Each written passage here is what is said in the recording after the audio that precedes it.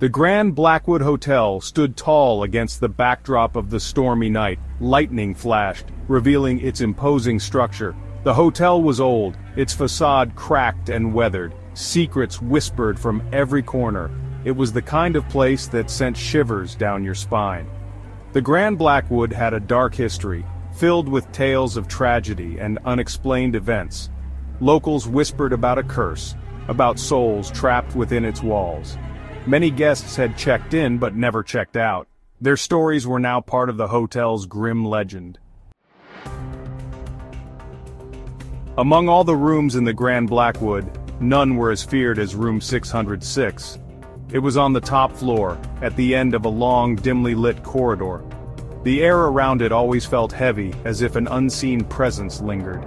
No one dared to go near it. For years, room 606 remained locked, untouched. Guests who stayed in nearby rooms complained of strange noises, cold spots, and a feeling of being watched. Some even claimed to have seen fleeting shadows moving within the room. It was a place shrouded in fear and mystery. Sarah Bennett, a young writer seeking inspiration, arrived at the Grand Blackwood on a stormy evening. She was intrigued by the hotel's eerie reputation, and requested room 606, much to the shock of the nervous receptionist. "But ma'am," the receptionist stammered, "that room, it's not safe." Sarah, however, was not deterred. She brushed aside the warnings, attributing them to local folklore. She believed that fear was just a product of the mind. Little did she know she was about to confront something beyond her wildest imagination. Section 4. A Night of Whispers and Cold Breezes. As darkness fell, Sarah settled into room 606. The room was dimly lit, casting long shadows that danced on the walls. The furniture, old and worn, seemed to whisper tales of the past. The room was unusually cold, a stark contrast to the warmth of the hotel lobby. Heavy curtains swayed slightly, as if moved by an unseen hand. The temperature drop was almost immediate, making her shiver. The air was thick with the scent of dampness and decay. It clung to her clothes and filled her lungs with every breath. The walls, covered in peeling wallpaper, seemed to close in on her. She tried to ignore the unsettling feeling in her gut. Every creak of the floorboards, every rustle of the curtains heightened her sense of unease. She told herself it was just an old building, but the feeling persisted. As she tried to sleep, she heard faint whispers coming from the walls, whispers that seemed to be calling her name.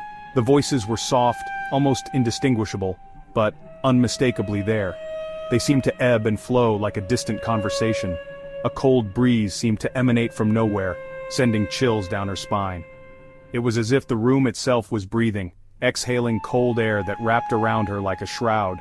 She pulled the covers tighter, but the cold persisted. Sarah tried to rationalize the events, but deep down, a seed of fear had been planted. She couldn't shake the feeling that she was not alone, that unseen eyes were watching her every move. The whispers grew louder, more insistent, and the cold breeze seemed to carry a message she couldn't quite understand. Section 5. The Shadow in the Mirror. The next night, things took a terrifying turn. Sarah had been feeling uneasy ever since she checked into the old, creaky hotel. The atmosphere was thick with an unsettling silence, broken only by the occasional creak of the wooden floorboards. As Sarah was brushing her hair, she noticed a dark figure standing behind her in the mirror. Her heart skipped a beat, and she froze, staring at the reflection, hoping it was just a trick of the light. It was tall and shadowy, its eyes glowing with an eerie light. The figure seemed to pulsate with a malevolent energy, its presence almost tangible. She spun around, but there was nothing there. Panic surged through her. She could feel her pulse quicken, her breath coming in short, sharp gasps. The whispers grew louder, more insistent. They seemed to come from all directions, filling the room with a cacophony of ghostly voices. The temperature in the room plummeted. She could see her breath misting in the air, the cold seeping into her bones. She felt an overwhelming sense of dread, a feeling that she was not alone.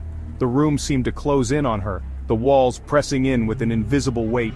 She tried to flee, but the door wouldn't open. Her hands fumbled with the lock, her fingers trembling with fear. It was as if an unseen force held it shut. She pounded on the door, her cries for help swallowed by the oppressive darkness. The sense of being trapped, of being at the mercy of something unseen and malevolent, was overwhelming.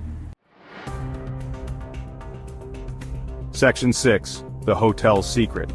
Terrified, Sarah demanded answers from the hotel manager. He reluctantly revealed the hotel's dark past. Room 606, he confessed, was never meant to exist. During construction, a worker had tragically died in that space. Instead of sealing it off, they completed the room, trapping his soul within. The manager explained that the worker's spirit, unable to find peace, haunted the room, tormenting any guest who dared to stay there. Sarah, now understanding the truth, was desperate to escape the clutches of room 606. Section 7. The Room That Never Was. The manager, filled with remorse, decided to finally right the wrong. For years he had been haunted by the secrets of the hotel, secrets that he had kept hidden from everyone, including himself. The weight of his guilt had become unbearable, and he knew it was time to confront the truth. He led Sarah to the basement, to the blueprints of the hotel. The basement was a labyrinth of old documents and forgotten memories, a place where the past lingered in every corner. The air was thick with dust and the scent of old paper, adding to the sense of unease that permeated the room. As they examined the plans, they were met with a horrifying realization. The blueprints were detailed and precise, showing every room and corridor of the hotel, but there was something terribly wrong. A room that Sarah had stayed in, room 606, was nowhere to be found on the plans. Room 606 wasn't on the blueprints. It was as if it had been erased from existence, a ghost room that defied logic and reason. The more they searched, the more it became clear that this room was an anomaly, a place that should not have been. It was as if it never existed, yet it was there. The door to room 606 stood ominously in the hallway, a silent sentinel guarding its dark secrets. The number on the door was faded, almost as if it was trying to disappear, to blend into the shadows. Sarah, shaken to her core, fled the hotel that night, leaving behind the room that should never have existed. Her heart pounded in her chest as she ran, the cold night air biting at her skin. She could feel the weight of the hotel's dark history pressing down on her, a suffocating presence that she could not escape.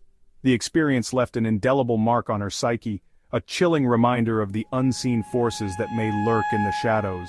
Every creak of the floorboards, every whisper of the wind, brought back memories of that night. She could never forget the feeling of being watched, of being trapped in a place that defied reality.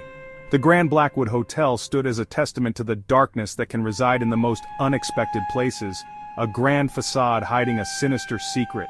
Its walls held stories of sorrow and despair, of lives touched by the inexplicable and the unknown, a constant reminder that some doors are best left unopened. The door to room 606 remained closed, a mystery that would never be solved, a dark chapter in the history of the Grand Blackwood Hotel.